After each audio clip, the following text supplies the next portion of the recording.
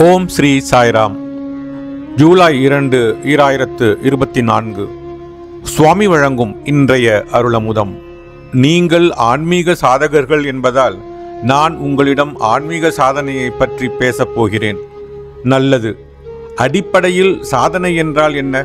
அது உபவாசம், உபாசனை எனப்படுகிறது. உப என்றால் அருகில், ஆசனம் என்றால் அமர்வது, வாசம் என்றால் வசிப்பது. நாம் குளுமையை அனுபவிப்பதற்காக குளிர்சாதனத்துக்கு அருகில் அமர்கிறோம்.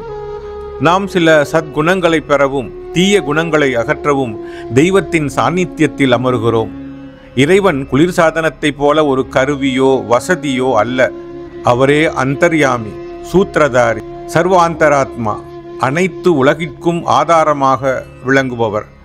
மரக்கட்டையுள் உறையும் அக்னி தத்துவம் போன்றவர் அவரே.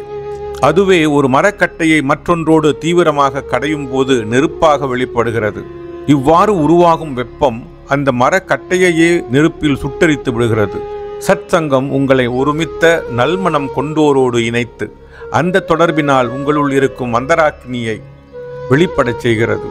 தெய்வீக அருளுரை, மே 10, 1969. நீங்கள் சத்சங்கத்துடன் இணைந்திருந்தால் மட்டும் போதாது. அத்தகைய உன்னதமான சத்சங்கத்தின் புனிதமான போதனைகளில் உங்களுடைய இதயத்தை தோய்ந்திருக்கச் செய்யுங்கள் என்கிறார் பகவான் ஸ்ரீ சத்திய சாயி பாபா. ஓம் ஸ்ரீ சாய்ராம். ஓம் ஸ்ரீ சாய்ராம். ஓம் ஸ்ரீ சாயிராம்.